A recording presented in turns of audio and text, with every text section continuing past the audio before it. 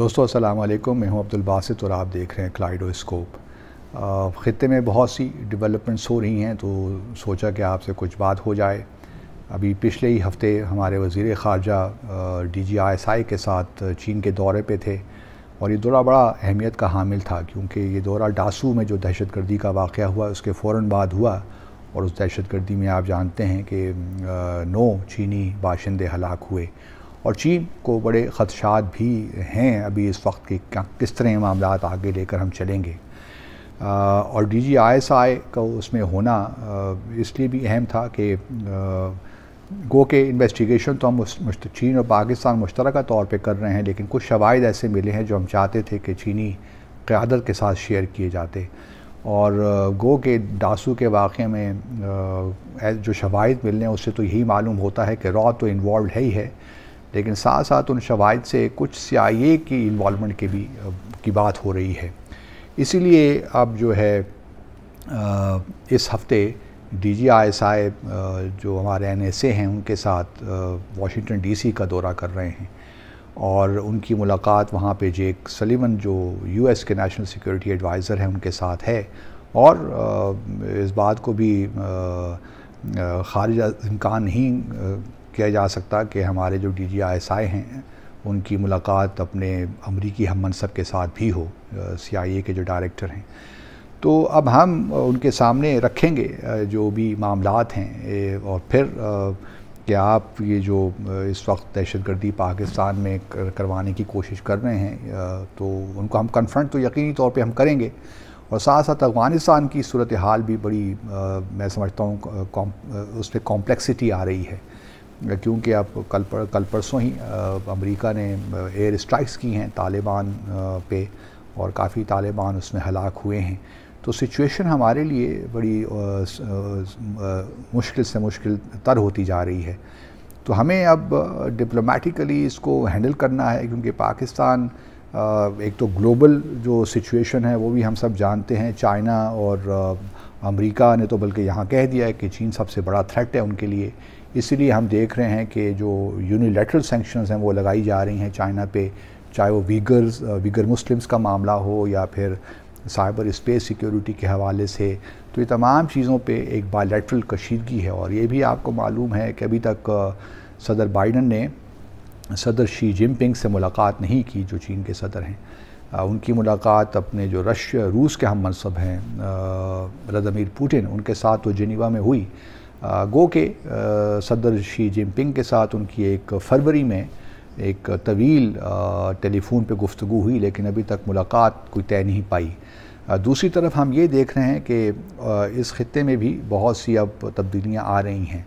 हमारा जो डेलीगेशन है वाशिंगटन DC में, मुझे नहीं उनकी मुलाकात एंटनी ब्लिंकन से शायद ना हो सके जो सेक्रेटरी स्टेट हैं, क्योंकि ब्लिंकन कल भारत के दौरे पे पहुंच रहे हैं 2 रोज़ा दौरे पे और वहाँ पे वो बहुत सी बातें होंगी, शायद ह्यूमन राइट्स के इशूज़ पे भी बात होगी, लेकिन ज़्यादातर जो बातें हो रही हैं वो यही है कि क्वाड को किस तरह स्ट्रेंथन किया जाए, बायलैटरल रिलेशंस को किस तरह स्ट्रेंथन किया जाए। और क्वाड जो है वो अब इवॉल्व हो रहा है। एक तो फॉरेन मिनिस्टर्स की उसकी मीटिंग होने जा रही है, फिर सदर बाइडन क्वाड की जो सरबराहान की मीटिंग है समिट, वो भी एक सोच रहे हैं उसको करवाने का इस साल। तो क्वाड एक किस्म का उसको यूँ तैयार किया जा रहा है कि वो चीन को भारत उससे उसको काउंटर किया जाए। दूसरी तरफ हमारे लिए अब मुश्किलात बढ़ रही हैं क्योंकि FATF का मामला भी अपनी जगह है। अभी तक उसमें हमें सफारती तौर पे कोई कामयाबी नहीं हुई, गो के कानूनी एतबार से हमने तमाम मेजर्स ले ली हैं। अब भारत का जो आप मीडिया पढ़े तो उसमें यही है कि वो एंटनी ब्लिंकन से यही कहेंगे कि पाकिस्तान पे प्रेशर बिल्ड रखें क्योंकि पाकिस्तान ने अभी तक पूरी तरह से जो है कंप्लाई नहीं किया। तो भारत का तो हमें मालूम है, लेकिन अगर US की इन्वॉल्वमेंट CIA की डासू जो दहशतगर्दी के वाक़े में निकलती है तो उसमें काफ़ी फिर हमें थोड़ा बहुत इस पर गौर करना पड़ेगा कि हमने सारे जो हमारे लिए गिरदाब किसी सूरत हाल है इससे कैसे बाहर निकलना है, अपने आप को निकालना है। उसके लिए एक मैं समझता हूँ कि जो मैं पहले भी कई बार कह चुका हूँ कि एक जामे हमें एक मरबूत हिकमत अमली चाहिए। हमें डॉट्स हैं, हमारे ताल्लुकात मुख्तलिफ़ ममालिक से हैं, कहाँ कहाँ हम अपनी जो है स्ट्रेंथ्स जो हैं हमारी, उनको हम इस्तेमाल कर सकते हैं, जो वीकनेसेस हैं उनको हम किस तरह अपने आप को प्रेशर में बग़ैर लाए किस तरह उनसे डील कर सकते हैं, ये मुमकिन है। पाकिस्तान एक इम्पॉर्टेंट कंट्री है, उसको कोई मुल्क भी रद्द नहीं कर सकता, लेकिन असल सवाल यही होता है कि आप किस तरह इन मुख्तलिफ़ डायमेंशंस को इकट्ठा करते हैं और फिर एक डिप्लोमेटिक ऑफेंसिव लॉन्च करते हैं। ये एक ज़रूरी अमल है जो शायद मुझे लगता है कि मिसिंग है हमारे सिस्टम के अंदर। और फिर हम बार बार जो है हमारे यहाँ चूँकि बहुत रिवाज हो गया है हर चीज़ पब्लिक में लाने का, स्टेटमेंट्स इशू करने का, उससे भी बहुत सी कॉम्प्लिकेशंस पैदा हो जाती हैं। अब मैं थोड़ा सा इस बारे में कॉशियस हूँ। बहुत सी चीज़ें ऐसी हैं जो पब्लिकली आप डिस्कस नहीं भी कर सकते, लेकिन अफ़गानिस्तान की सूरत हाल को भी लेकर मुझे लगता है कि अब अमेरिका ने जो मैंने इससे पहले ज़िक्र किया, जो एयर स्ट्राइक्स की, उसकी वजह से शायद सिचुएशन मज़ीद कॉम्प्लिकेट हो जाए। मैं ज़ल्म खलीलज़ाद का एक इंटरव्यू अल जज़ीरा को उनका देख रहा था, तो उससे यही तासुर मिला कि वो फ़िलहाल तालिबान में प्रेशर रखना चाहते हैं, और उनका कहना यही है कि तालिबान जब तक एक इंक्लूसिव सिस्टम में नहीं आएंगे जिसमें तमाम एथनिक ग्रुप्स को रिप्रेजेंटेशन मिले, तो वो जो उनकी मोनोपलाइजेशन ऑफ पावर है वो उसको एक्सेप्ट नहीं करेंगे, तालिबान की हुकूमत को वो रिकग्नाइज़ नहीं करेंगे। और उनका ख़्याल ये भी है कि इस वक्त कंसेंसस है चाइना, रशिया और यूएस और पाकिस्तान के दरमियान। मुझे नहीं मालूम कि चाइना और रशिया का कंसेंसस है कि नहीं, लेकिन पाकिस्तान का अलबत्ता ज़रूर हम ये कोशिश कर रहे हैं कि एक ऐसा रिकन्सिलिएशन हो जाए, लेकिन लगता नहीं है कि ऐसा मुमकिन है, क्योंकि तालिबान की अपनी एक पोजीशन है। जिस दिन उन्होंने कोई ऐसे प्रोसेस या ऐसे कोई एग्रीमेंट पे इत्तेफाक किया जिसमें वो उनकी हैसियत एकसानवी हो जाए, तो उस दिन तालिबान का जो है वो अंदर से टूट फूट जाएगी।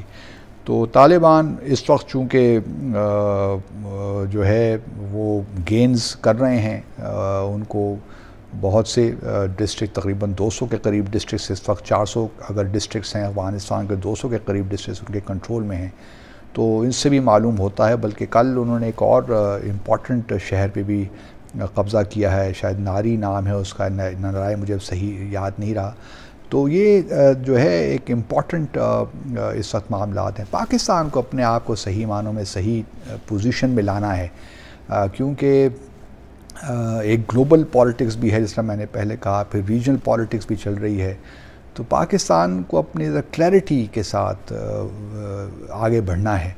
मुझे लगता है कि हमारे यहाँ थोड़ी सी कन्फ्यूजन है कि हम अपने कार्ड्स किस तरह खेलें, और इसी कन्फ्यूजन में हमें समझ नहीं आ रहा कि हम किस तरफ को जाएं।